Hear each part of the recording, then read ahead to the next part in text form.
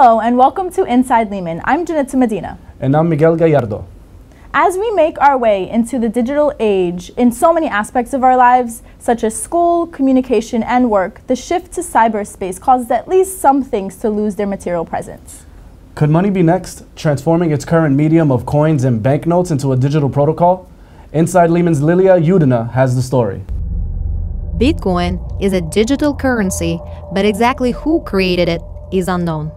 There are theories about whether it is a person, a team, a government, or a corporation, but answers remain elusive. Estimates suggest that Bitcoin funds in circulation now total more than $5.5 billion after a few short years of its existence. Bitcoin, strictly speaking, is the unit of account of a peer-to-peer transaction network. The idea is so complex and advanced that many people still do not truly understand how it works. I just know that it's a protocol somebody developed, someone on the West Coast, and that's the electronic form of money, transfers and stuff. That's all I know. Then don't you run into like economic challenges as far as like the US dollar conversions and stuff like that? If they gave me like 3 Bitcoins for my salary instead of like $3,000, and the next day it's like $500, that's not really, it's just like stocks for me.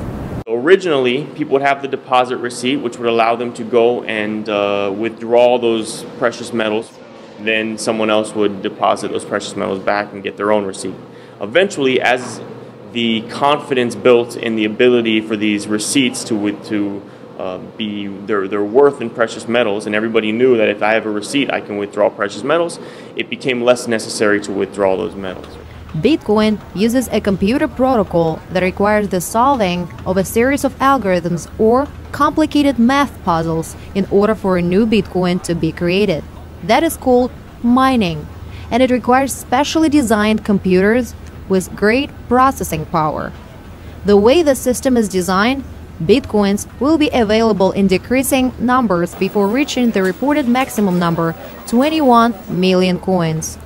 In the meantime, businesses have sprung up, making money handling the buying and trading of Bitcoins. You can actually time your trades so that you can potentially make a profit just trading Bitcoin. So let's say Bitcoin is at 450 today. You buy Bitcoin today. When it goes up to 600, you sell Bitcoin. So you realize a US dollar profit just from trading Bitcoin itself. This virtual currency is built on a technology that claims to be free of government or corporate control. Some Bitcoin supporters say this can allow them to help some of the poorest or most oppressed nations in the world enter the global financial market. Or people who live in a cash economy with, the 2,000 people that they interact with their entire life, that's a game changer because their economy goes from 2,000 people to 7 billion people. However, there is an important question that has to be asked.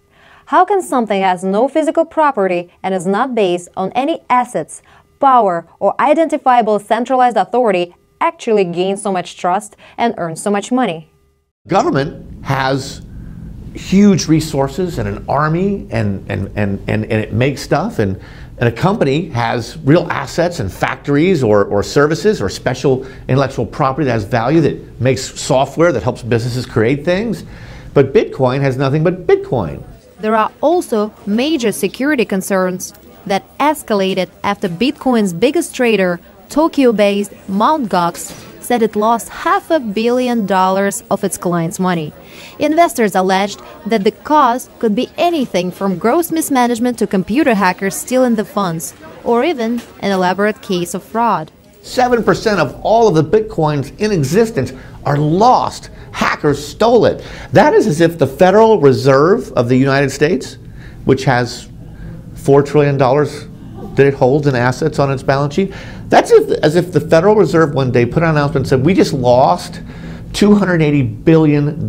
We don't know where it is. We misplaced it. Nevertheless, there are more stories about places beginning to accept Bitcoin. Some Las Vegas casinos allowed as a method of payment. In one tiny town in Kentucky, the police chief, the only police officer, chose to get paid in Bitcoin. There are 2.5 million Bitcoin addresses. Each transaction gets an address. Half of them contain what they call dust, like gold dust. Less than 8 cents worth of bitcoins. Of the 1.25 million that don't just have dust, 1 million don't even have one bitcoin. And only about 100 have a lot of bitcoins. Bank can go bankrupt, but they'll have insurance, the government insure them or whatever. But maybe in the future, if like all these insecurities like go away, maybe people will be willing to invest in it. In the meantime, the good old-fashioned yellow metal still remains the most reliable value that is accepted everywhere. Look at gold. For 5,000 years, gold has been a store of value. And its price soars in the scariest times because at a time when you worry that civilization could collapse or the financial system could collapse, gold is still gold. So what is Bitcoin?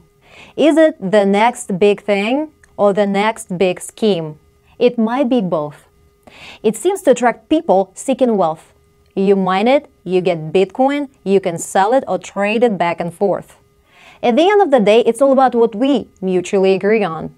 If enough people support the idea that certain piles of dirt have value, then it would be precious. Will we ever see one digital currency that all 200 some odd nations will respect and accept and will be worth the same thing in Bangladesh as it is worth in Boston?